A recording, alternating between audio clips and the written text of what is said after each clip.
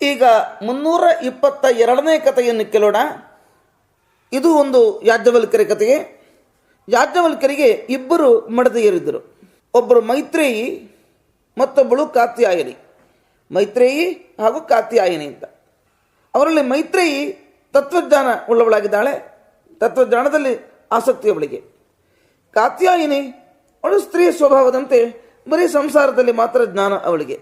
ಒಂದು ದಿನ ಯಾಜ್ಞವಲ್ಕ್ಯರು, ಮೈತ್ರೇಯಿ, ನಾನು ಸನ್ಯಾಸ ಸ್ವೀಕಾರ ಮಾಡುತ್ತಿದ್ದೇನೆ. ನನ್ನ ಸೊತ್ತಿನಲ್ಲಿ ನಿನಗೂ ಕಾತ್ಯಾಯನಿಗೂ ವಿಭಾಗ ಮಾಡಿಕೊಡ್ತಿದ್ದೇನೆ, ಇಬ್ಬರಿಗೂ ಅರ್ಧರ್ಧ ಮಾಡಿಕೊಡ್ತೇನೆ. ಅದಕ್ಕೆ ಮೈತ್ರೇಯಿ ಹೇಳ್ತಾಳೆ, ತಾವು ಕೊಟ್ಟ ಹಣದಿಂದ ಅಥವಾ ಸಮಸ್ತ ಭೂಮಿಯಿಂದ ಮೋಕ್ಷವನ್ನು ಪಡೀಲಿಕ್ಕೆ ಸಾಧ್ಯವಾ? ಈ ಒಂದು ಐಶ್ವರ್ಯ ಕೊಟ್ಟಿದ್ರಲ್ಲ, ಪಾಲ್ ಮಾಡಿ ಕೊಟ್ಟಿದ್ರಲ್ಲ, ಅದರ ಮೋಕ್ಷ ಸಿಗುತ್ತಾ ಅದರಿಂದ ಅಂತ ಕೇಳ್ತಾರೆ.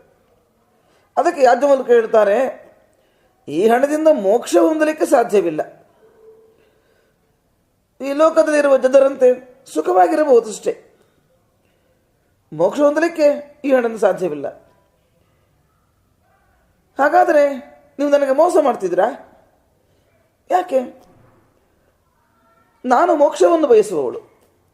ಆ ಮೋಕ್ಷವನ್ನು ಬಯಸುವ ನನಗೆ ಅದಕ್ಕೆ ತಕ್ಕ ದಾರಿಯನ್ನು ತೋರಿಸಿಕೊಡದೆ ಸುಮ್ಮನೆ ಈ ಹಣ ಕೊಟ್ಟು ನಮ್ಮನ್ನು ಮೋಸ ಮಾಡಿದಂತಾಗುವುದಲ್ವಾ?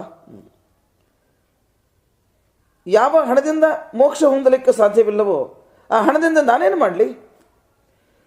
ತಾವು ತಿಳಿದಿರುವ ಮೋಕ್ಷೋಪಾಯವನ್ನು ನನಗೆ ಹೇಳಿ ಅಂತ ಕೇಳ್ಕೊಳ್ತಾಳೆ. ಯಾಜ್ಞವಲ್ಕ್ಯರಿಗೆ ಬಹಳ ಸಂತೋಷವಾಯಿತು. ಮೈತ್ರೇಯಿ, ನನಗೆ ತುಂಬ ಪ್ರಿಯಳಾಗಿದ್ದಿ ನೀನು. ನಿನಗೆ ನಾನು ಉಪದೇಶ ಮಾಡ್ತೇನೆ, ಕೇಳು. ಯಾರೊಬ್ಬರೂ ತಾವು ಇನ್ನೊಬ್ಬರಿಗೆ ಪ್ರಿಯರಾಗಬೇಕು ಅಂತ ಅಪೇಕ್ಷಿಸಿದ್ರೆ ಮಾತ್ರ ಪ್ರಿಯ ಆಗಲಾರರು. ಅಂದರೆ ನಾವು ಇನ್ನೊಬ್ಬರಿಗೆ ಪ್ರಿಯರಾಗಬೇಕಾದ್ರೆ ನಾವು ಇಚ್ಛೆ ಪಟ್ಟರೆ ಸಾಲದು, ಭಗವಂತ ಇಚ್ಛೆ ಪಡಬೇಕು. ಪರಮಾತ್ಮನ ಇಚ್ಛೆ ಪಟ್ಟರೆ ನಾವು ಎಲ್ಲರಿಗೂ ಪ್ರೀತಿ ಪಾತ್ರರಾಗುತ್ತೇವೆ, ಪ್ರಿಯರಾಗುತ್ತೇವೆ. ಅಂತ ಭಗವಂತನನ್ನು ನಾವು ತಿಳಿಯಬೇಕು, ಆ ಭಗವಂತನನ್ನು ನೋಡಬೇಕು. ಆ ಭಗವಂತನ ನೋಡಬೇಕಾದರೆ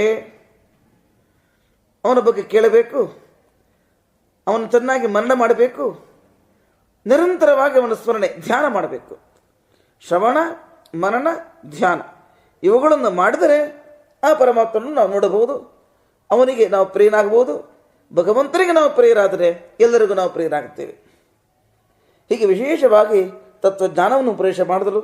ಆ ಮೈತ್ರಿಯು ಕೂಡ ಕೃತಾರ್ಥಲಾದಳು. ಇಲ್ಲಿಗೆ 322ನೇ ಕಥೆ ಮುಕ್ತಾಯವಾಯಿತು. ಶ್ರೀಕೃಷ್ಣ ಅರ್ಪಣಮಸ್ತು.